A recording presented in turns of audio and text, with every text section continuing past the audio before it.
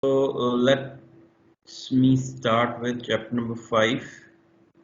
The heading of the chapter is Threat Environment, Attackers and Their Attacks. As in our last lecture, we have discussed regarding the internal threats or internal attacks, employees and ex-employees attacks. Now, in this particular chapter or in this particular lecture, we need to look upon the different types of external threats that might be possible from the external attacker, and how what are the different types of attacks, how they are possible, and how we do have to manage these type of attack that we have to learn in this particular lecture, right? So starting from the agenda of our today's lecture is traditional external attackers. We need to emphasize on slide number 3. So right now I am on slide number 3. So we need to discuss regarding what are traditional external attackers. So according to the slide, traditional external attackers use the internet to send malware into corporations, hack into corporate computers, and do other type of damages, right? Now this is what the actually definition of an external attacker. I mean, that is the person, or traditional external attacker is the person who might use the internet as a source to inject certain sort of malware. Now we have to discuss what is the malware into certain sort of corporations, into the different sort of organizations. I mean, break into their corporate networks, or you may call it as a computer networks or a computers, and do certain type of damages. That's what the traditional external attackers used to do inside the organization or inside the different sort of enterprises, right? This is the basic definition of an external attacker. Now we need to learn what might be a malware, right? So as far as the terms like viruses, bombs, Trojan horses are concerned, so all of them are coming under the category of your malware, or you may call it as malware, right? So this might be a generic name for any evil software. I mean, this is a software that is an evil one, which is doing certain sort of mischievous thing or some sort of unlawful things inside your computer. By sitting inside your computer, they are going to do certain sort of things and might harm your computer, right?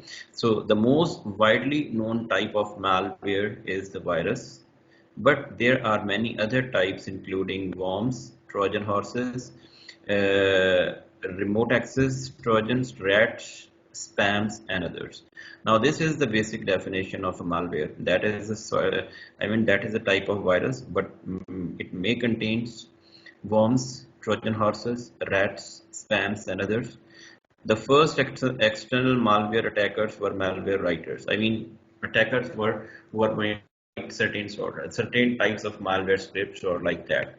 So this is what the malware is. So if anybody asks you that what might be a malware, so your virus might be a malware, your worms, your Trojan horses, your rats, your spams, and many other types of things are coming under the category of your malware, right? So malware, we have to learn about each and every type of malware in detail in this particular lecture. So coming to the next slide, the explanation, or we may call it as an example of a malware, is a very serious threat. In June 2006, Microsoft reported results from a survey of users who allowed their computers to be scanned for malware. The survey found 16 million pieces of malware on the 5.7 million machines examined. Now see, that was a research that has been done in June 2006 by Microsoft, and what they have found that they have done a survey and they have scanned certain sort of computers, and I mean they have scanned 5.7 million machines over a network, and they have found 16 million pieces of malware over those particular 5.7 million machines. Now see how strange it is. Nobody knows that there are different type of malwares are being present over your computers. I mean over their computers, and they are actually spying, they are modifying, they are compromising all three yeah, objective. I mean, they might be compromising the confidentiality, they might be compromising integrity, they might be compromising the availability feature of any type of service, right? This was the malware is going to do inside by sitting inside your computers and doing certain sort of mischievous things, right? So this is what the basic idea regarding the malware. Now, virus is a type of malware. So what might be a virus? Program that attach themselves to a legitimate program over the victim's machine, right?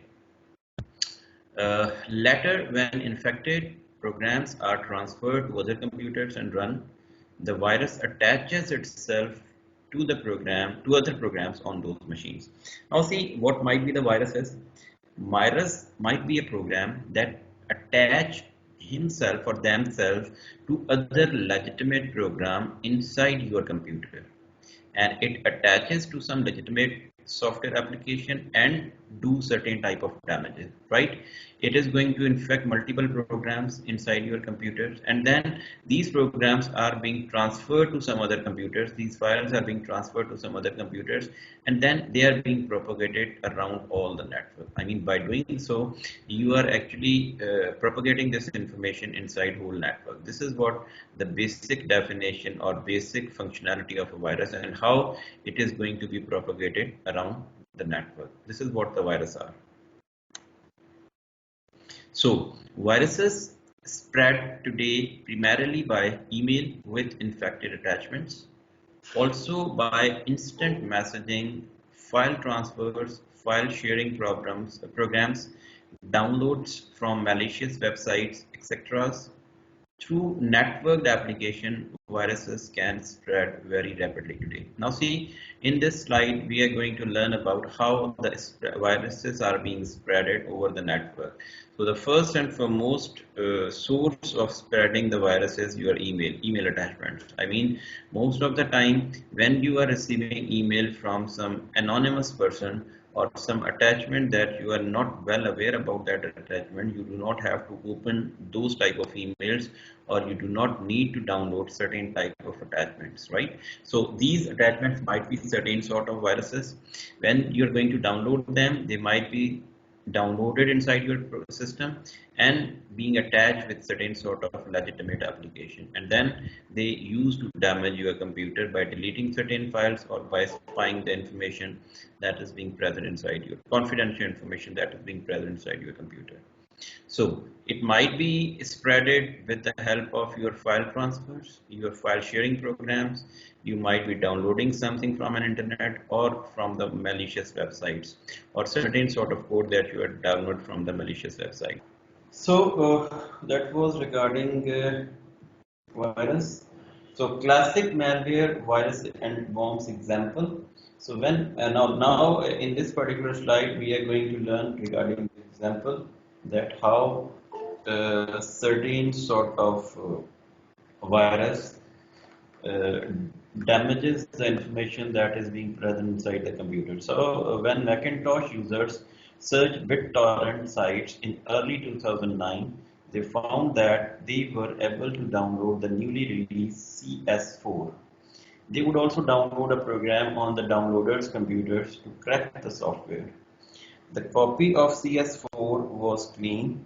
However, when the downloader ran the cracking program, he or she got a dialog box saying Adobe CS4 crack. Intel requires that you type your password, right? Source was Mac Trojan Horse found in pirated Adobe CS4, right? Now, actually, what happened? You people are well aware about the BitTorrent. BitTorrent are peer-to-peer network which are being connected with each other, and you use to download any type of application or any type of software that you require from BitTorrent downloads or from any peer over the network that is being the part of your BitTorrent network. Now, one of the disadvantage of BitTorrent networks are if any of the file is being infected by any type of virus, that is being spreaded throughout the BitTorrent network, right? I mean, all the peers which are being connected over a BitTorrent, they all are being infected in a very rapid way. Now, what happened? in early 2009, they found that they were able to download the new released CS4 application, right? So what they have done, they have downloaded that particular file. That was a cracked version, make sure, right? And along with that, they have also downloaded its crack. Now, the copy of the CS4 was clean. There might not be any issue regarding that particular file, but actually the cracking program was has an issue, right? It might contain certain sort of malicious code or malicious program that he or she got a dialog box saying Adobe CS4 crack requires that you type your password. I mean, now in order to, execute that particular crack, it might require your user ID and password of your system or wheresoever you are being present, right? Now, this is what the I mean to say that alarming pointers. Over here, you need not to provide your user ID and password to that particular message box because you are being actually that is a certain sort of worm or a virus that is being present inside this crack, and it is going to spy your information, get your information, and that information would be sent back to the attacker or an invader who has placed that particular virus inside this particular crack. So that was an example that was done in early 2009, right? Now that was an example regarding virus. Now we are going towards worms. What are the worms? Worms might be the full programs that do not attach themselves to other programs. Now see, the difference between virus and a worm. Virus might be attached with the legitimate program inside your computer, but worms might not be. They are just sitting inside your computer and do certain things, right? Like viruses can spread by email, instant messaging, and file transfer. They might be transferred as your viruses are being transmitted from one computer to another and over the whole network. So in general, worms act much like viruses and can spread via email and in other ways that virus spread. I mean, they would work same like the viruses as they spread, but the difference is they are being attached with certain sort of legitimate application, while the viruses, worms are not being attached with certain sort of legitimate program. They are just sitting inside your computer and do lethal damage or unlethal damage, right? So now on slide 10, we are going to learn about the types of worms. One is being called as your direct propagation worms, another one is called as your slammer worms or something like that. Now we need to find the difference between these type of worms. So direct propagation worms might be I would like to read it for you. In addition, direct propagation worms can jump from one computer to another without human intervention on the receiving computer, right? Computer must have a vulnerability for direct propagation to work. Now see, this is very important thing to understand that the direct propagation worm might directly jump from one computer to another computer or might directly transfer from one computer to another computer without any human intervention. I mean, like if some person is clicking on some folder, then that file would be transferred to no. They are so dangerous, they might be transforming without any human intervention, without any clicking, without any copying, without any pasting, that particular application or that particular forms would be transferred. How?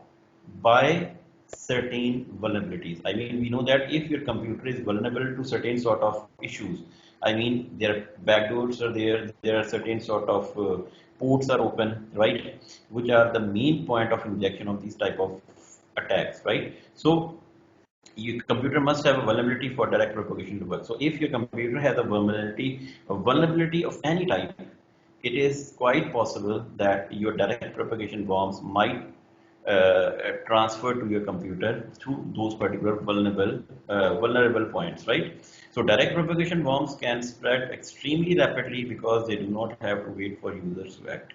Now see, I mean to say that replication time or their I mean to say that spreading time is very much fast. They are extremely fast to be transmitted from one computer to another computer because there is no any intervention is required by the humans, right? So this is what we are talking about, the direct propagation worms.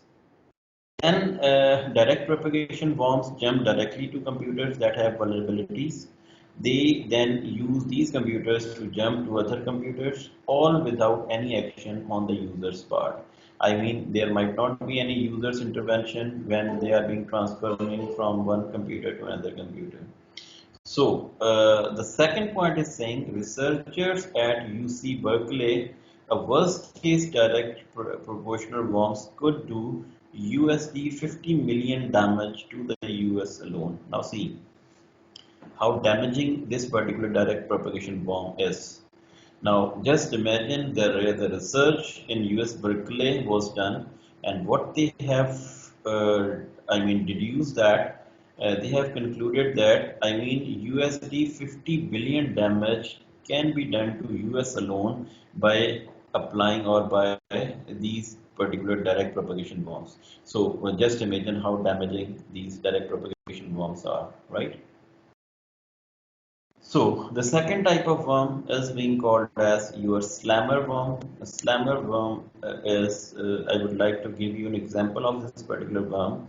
On January 25, 2003, the slammer worm exploded across the internet in 10 minutes before a handful of people knew it existed. Slammer had infected 90% of all vulnerable computers over an entire internet.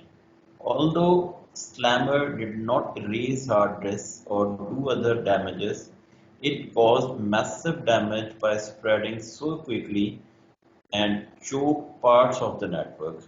Around the world, ATMs became unusable, police departments lost their ability to communicate, and most users in Korea lost their services. Now, see, a very special thing about this form. Let's suppose if you wake up in the morning and you open up your mobile and you see that your Facebook is not working, your Instagram is not working, your Twitter is not working, your LinkedIn is not working, and even your WhatsApp is not working. What you will do? Definitely, you would be getting handicapped. All your contacts, all everything.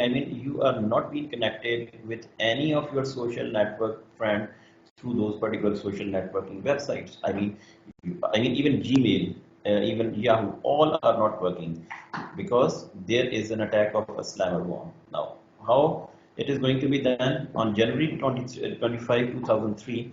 What happened? A slammer worm has attacked over a network, right? Over an internet. In within 10 minutes, it has totally damages the whole internet, right?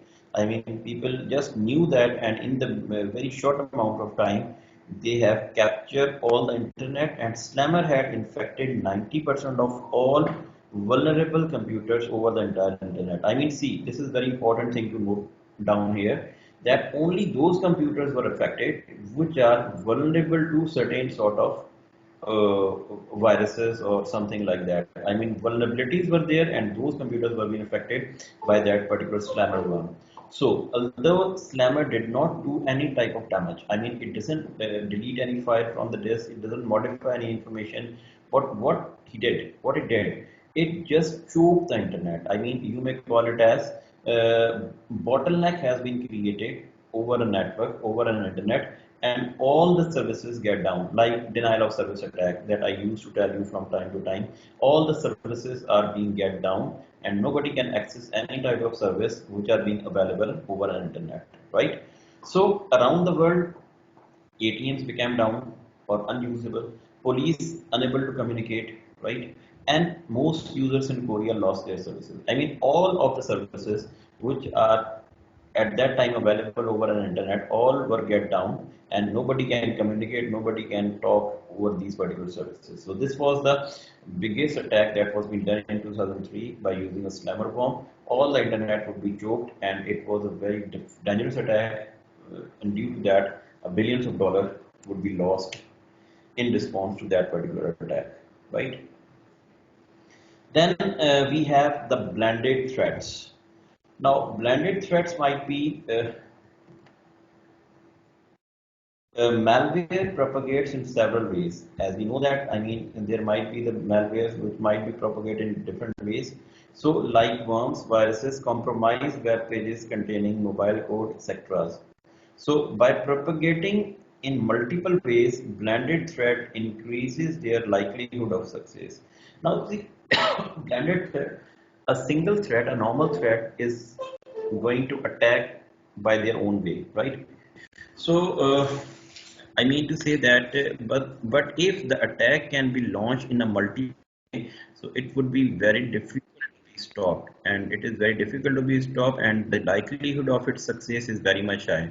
So, blended threats are the combination of multiple type of threats that might be launched inside a network, and they are being propagated in a multiple way. So, that type of threats are being coming under the category of your blended threats. So, Message Labs reported in August 2006 that 1% of all email contains viruses, worms,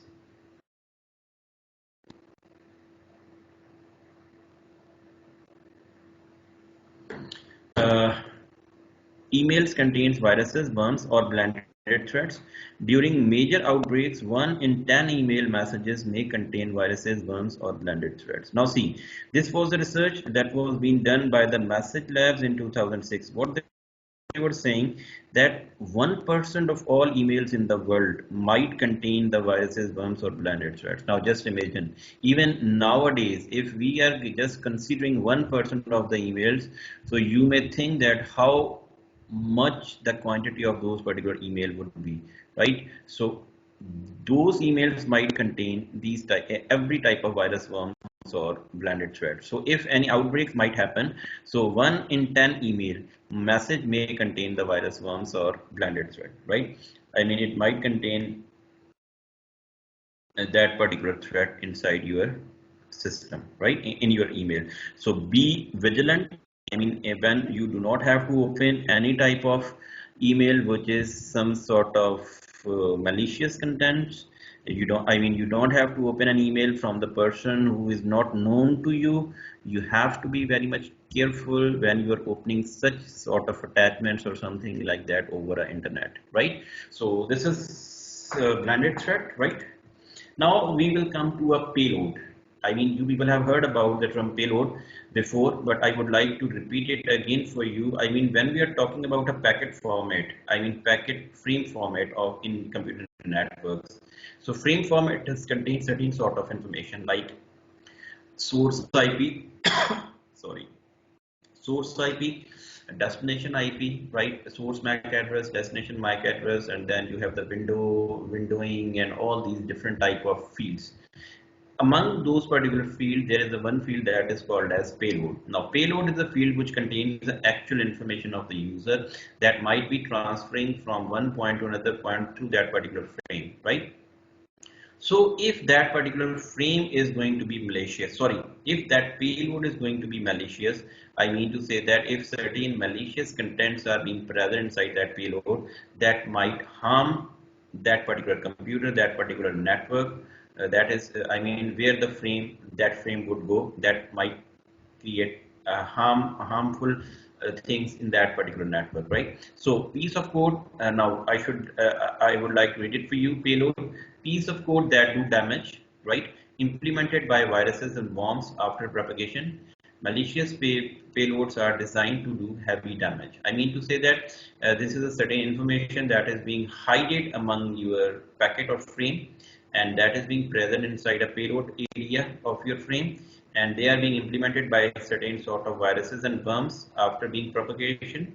After being propagated, malicious payloads are very much difficult and are designed to do heavy damage, right? So benign payloads merely pop up a message on the user's screen or do some other annoying but non-lethal damage. Now see what the word benign is. Benign is the silent, or the people who are being silently listening something. That is what you can call it as benign payloads. In the same way, benign payloads are the silent payloads. They might be present inside your computers. They might be sitting without knowing to each other or without knowing to the persons or the others. They are sitting inside, and what they're going to do, they're going to do certain sort of magics. I mean, they're just popping up certain message the screen that welcome to the class or welcome to the hacking world or something like that, or they are going to open and close your CD drive. I mean, they are the non-lethal damages. I mean, they are not going to delete your files or something like that. They are just playing with you, and they are just doing certain sort of mischievous thing like something like that. I mean, which are going to irritate you. They are being called as your benign payloads, right? Then you have another type of payload which are very dangerous. They are being malicious payload can do extreme damage too. For example, by randomly deleting files from the victim's hard drive or by installing some other types of malware. Now, I mean, this is the another type of payload which are going to do an extreme damage. They might be randomly delete the files which are being present inside your computer or your hard drive, or they might install some other type of malwares inside your system. Right? This is again a very damaging thing. Virus and worm payloads also frequently soften up the computers by disabling its antivirus software and by taking other actions that leave it highly vulnerable to subsequent virus and bomb attacks. Now, the second thing what they are going to do, I think I have told you regarding the two concepts, softening and hardening of network. I mean, hardening of network means that to secure your network by applying different sort of security techniques. I mean, you are going to softening, you hardening your router, hardening your switches, hardening your firewalls, or something like that. You're going to apply certain sort of settings. By applying these particular settings, you're going to secure your network against any type of attack. Right? That is what you can call it as hardening your peripherals, or you may call it your network. The reverse to that is softening your network. I mean, if you are going to disable all type of security controls over a network, you are going to over a network, then this means that you are going to softening up your network. Your information, I mean, your network would not be secure, and you are going to lay down all the control, all the security control from the network, and based on that, your network would be vulnerable to certain sort of attacks. So what these type of payloads are going to do, they are going to do what? They are frequently soften up your network. I mean, they are going to disable your security controls that you already have been applied, right? And then a different sort of antiviruses they are going to disable, and by taking other actions that leave it, and they are going to make your system vulnerable to different type of attacks, right? And ultimately, when your system is being softened up, I mean, it's vulnerable to attack. So any type of normal virus can easily attack your system. I would like to give you an example, in a real-time example. I mean, let's suppose AIDS. What is an HIV virus? What it is going to do? It is going to do nothing. It is simply going to damage your immune system, right? Immune system, I mean, Allah Ta'ala has put certain sort of immune system inside the body, natural immune system. What it is going to do, it is going to retaliate against any type of disease that might occur inside your body. I mean, let's suppose you might have cough, you might have any sort of damage on your body. It is going to be recovered because of this particular, I mean to say that immune system that is being present inside your body, inside everybody's body, right? So what happens when the HIV virus enter inside your body? What it is going to do? It is going to, I mean to say that it is going to remove that particular shield, that particular immune system from the body. Now, once your immune system is zero, I mean, when your retaliation against those particular diseases is zero, then any of the smaller disease, I mean, let's suppose you got a fever, or you got a cough or flu, it will never, it will be lasting forever. It will never be ended, and definitely because of that, you will not be survived for a longer time. That is what the HIV is going to do. This is nothing. This is just a sort of that is going to remove or reduce your immune system.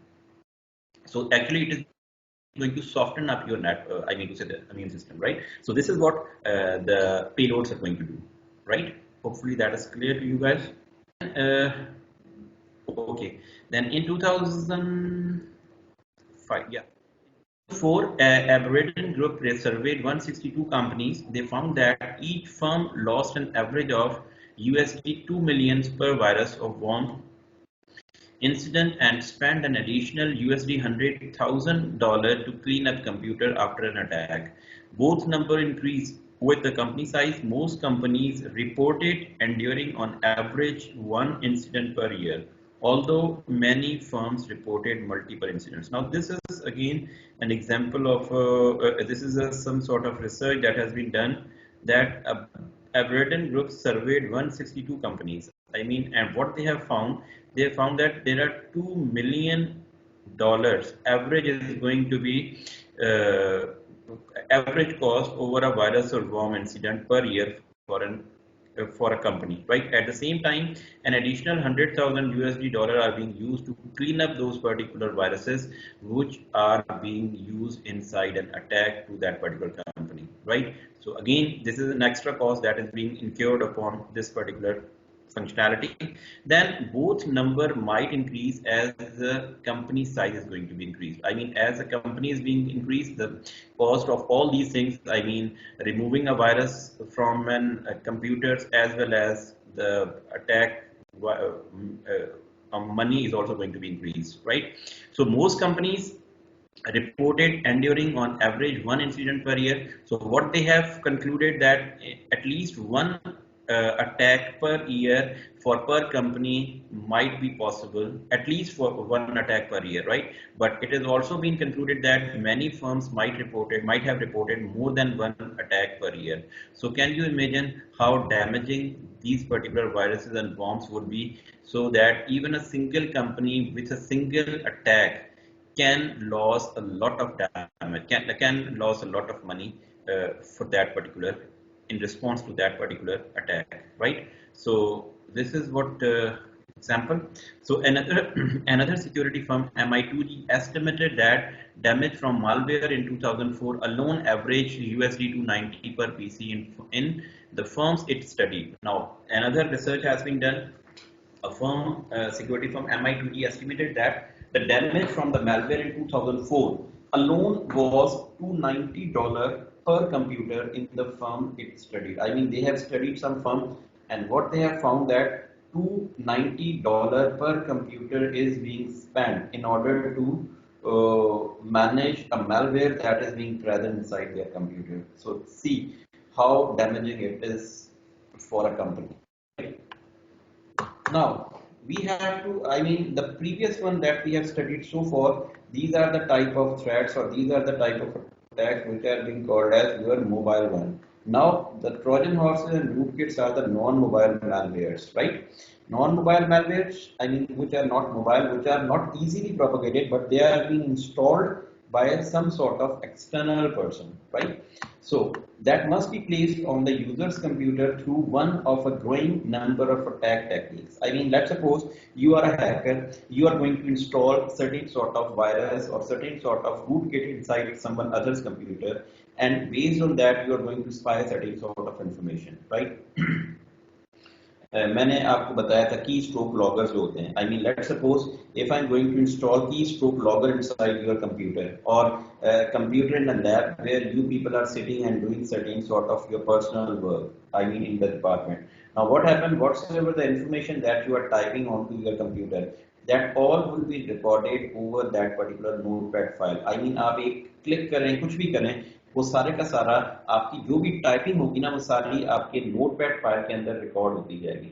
Now when you leave the system, I can copy that information, that notepad file from that computer, and definitely that might contain your Gmail password, your Yahoo passwords, user IDs, and all these things, because you already have typed these passwords over that particular system. So these are the systems which are being called as the non-mobile malwares, right? So how they are being placed onto the victim's machine, placed on computer by hackers. I mean, one way is hackers are going to place them. Second is placed on a computer by virus or worm as part of its payload. I mean, some viruses or worms are going to place such type of malwares through their payloads. I mean, payload, I have told you that your packet is coming, packet is going to drop that particular payload inside that computer, and that is a non-mobile malware, right? And they are doing their own work. Third point is the victim can be enticed to download the program from a website or FTP site. Now let's suppose if you are downloading certain sort of software, certain sort of file from your FTP server or from any sort of website, it might be the one option that it might be the possibility that your non-mobile malware will be coming from that particular website also. Then you have mobile code that might be executed on the web pages can download the non-mobile malware. I mean, certain sort of website code that is available, you might be downloading them, and they are going to be one of your non-mobile malware. So these might be the 4 sources from where your non-mobile malware can be injected inside your system, right?